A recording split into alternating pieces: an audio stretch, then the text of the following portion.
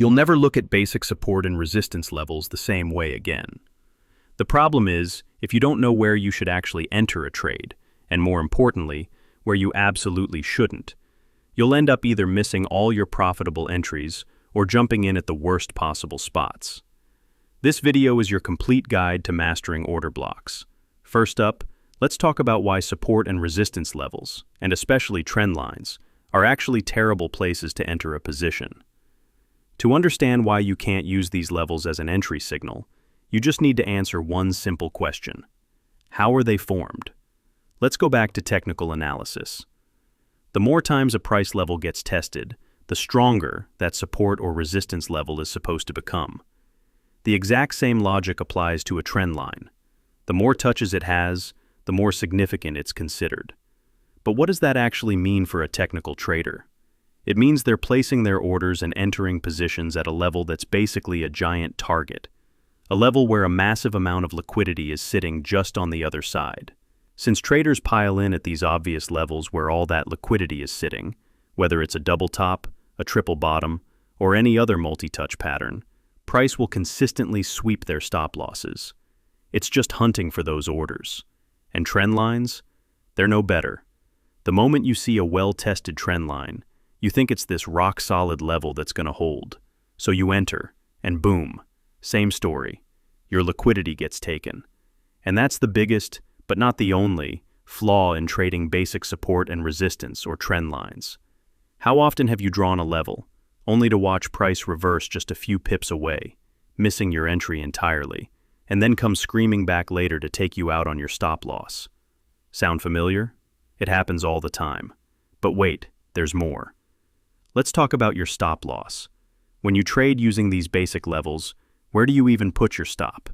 Behind the previous high or low? Maybe you use a Fibonacci extension, or you're looking at round numbers, a moving average, or some other indicator. You're guessing. And the market knows where most people have their stops. That's the golden rule. If you can see it, so can the big players, and they will go hunting for it. So here's the core issue. Traditional technical analysis gives you zero certainty and no clear rules for placing your stop loss. Your decision is always going to be subjective, and let's be honest, it's rarely precise. The result? You're forced to use a wide stop, which completely kills your risk-to-reward ratio. But what's the alternative? Where do order blocks come in? This is exactly where order blocks change the game. They eliminate these flaws and provide a far more precise and reliable entry point. You're probably wondering, how does an order block solve the liquidity problem? It's actually pretty straightforward. In fact, if there's a known pool of liquidity sitting right behind an order block, that's one of the key reasons we would consider that block invalid and avoid trading it. We'll get into all the reasons for that a bit later. And what about missing your entry? Since an order block isn't just a thin line but a defined zone, the chance of you completely missing a trade is dramatically lower. Now, for your stop loss. With an order block, you essentially have only two logical choices, both crystal clear. Place your stop at the edge of the order block. Place it just beyond the block to account for any potential price slippage. My strong recommendation? Always use the second method. Trust me, it will save you from a world of pain and countless losing trades. See the difference? When you trade using order blocks, you stop guessing where to put your stop loss. The decision becomes objective, which is the first step toward consistent trading, so you'll always know exactly where it should be. Now, these are the core rules, but they're just the beginning for successfully trading order blocks. All right, we've talked about the advantages of an order block, but now it's time to get down to business. How do you actually find these things? Let's start with the basics. There are three main types of order blocks. While the core logic behind all of them is the same, and we'll get to that in a minute, I want to break each one down for you individually. Type 1 is the most common, the basic order block. This is either the last bearish candle before a rally or the last bullish candle before a drop. In other words, you identify that final candle right before a strong price movement, and that becomes your zone of interest, your order block. So, the idea is we wait for price to retrace back into this area, expecting a reaction, a bounce or reversal, once it gets there. Now, a crucial point. We never trade order blocks in isolation. We only use them in confluence with other factors and confirmations. You can't just rely on the block alone. All right, let's dive in and look at a couple of chart examples. Here, we can see the price reversed at this specific point. See right before the drop? There was a clear final bullish candle. We mark that. This right here becomes our order block, our zone of interest where we'd look for an entry. Along with other confirmations, of course, and here's how you'd actually trade it. You find the order block, you place your entry order at the low of the block, and you set your stop loss just above the high of that candle. Simple. The logic is exactly the same for a breakaway structure. We find the point right before a strong move kicks off. We find the last bearish candle before the rally. That's our order block. And that's the level we'll watch for a future reaction. Now, the second type of order block is the engulfing order block. At first glance, you might think, hey, that looks just like the first one, but it's not. All right, pay close attention here. In this case, before the drop, we're marking the last bearish candle, not a bullish one. And before a rally, we'd mark the last bullish candle, not a bearish one. This is what I call an engulfing order block. The underlying logic of how it forms is identical to a basic order block. The only difference is the color of the candles. Honestly, the candle color itself doesn't really matter. What's far more important is that you understand the core logic behind its formation, which we'll discuss in a moment. So, when would you use an engulfing order block instead of a standard one? Look at this situation. If you were going by the standard definition, what would you mark as your order block? You'd probably mark this bullish candle. But look at the size of it. You'd end up with a massive, huge order block, which means a terrible risk-to-reward ratio on your trade. In a case like this, the right move is to mark the last bearish candle right before the drop. Why? Because it was completely engulfed by the next candle, and it was immediately followed by that strong move down. That's what makes it a valid order block, and a much tighter, smarter area to trade from. See? The candle's color isn't the critical part. What truly matters is that a powerful price movement followed immediately after it. Now, for the final type of order block, the breaker block. This formation is the one that ties most directly into classic technical analysis. It's essentially what we all know as a retest of a broken level, but with a smart money twist. So how does it work? Let's break it down. A breaker block starts its life as a regular or engulfing order block that gets swept through by a sharp price move, an imbalance, or a liquidity grab, with no immediate reaction. The moment an order block gets swept and doesn't get a reaction, it's demoted. We now consider it a breaker block. Let's look at an example on the chart. Here, we can see an order block formed, and then a strong price move, an imbalance, just slices right through it. There was no bounce, no reaction off this level. That means it's now officially a breaker block, and in this case, we would now look for a trade entry from this new breaker block. Now, you might be wondering, if there's another order block above this imbalance, shouldn't we wait for price to fully fill the imbalance and react from that higher block? Here's the thing. After such a sharp, violent move, price doesn't always make it all the way back to the original block above the imbalance. More often than not, what we see is a partial fill of the imbalance, and the reaction happens right here, at the breaker block. That's why it's such a powerful concept. It identifies where the real battle is likely to be. All right, so the breaker block is what we use to enter a position, just like a regular order block. You set your entry order at the bottom of it, and you place your stop loss just above its high. So, now you know the three main types of order blocks used in trading. Let's do a quick recap. The basic order block. That's the last bullish candle before a drop, or the last bearish candle before a rally. The engulfing order block. The last bearish candle before a drop, or the last bullish candle before a rally. The breaker block. This is either a basic or an engulfing order block that the market just blew right through with a strong move, with no respect for the level whatsoever. Now, we've covered how to spot these order blocks and what types exist, but we haven't talked about the most important part, why they actually work. To understand that, we have to dive into the logic of how an order block is formed. Never forget, in the smart money concept, all major market moves happen because of the big players, the whales, the institutions. The order block is also formed under their influence.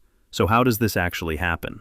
For a big player to open their position, they need a ton of liquidity. But where do they get it? The answer is simple. From retail traders. Here's the playbook. Let's say a whale wants to open a massive short position. First, they open a long position. Let's say for $25 million. On the chart, this will look like a huge bullish green candle. Seeing this big move, a bunch of retail traders jump in, thinking the rally is going to continue. They start buying, piling in.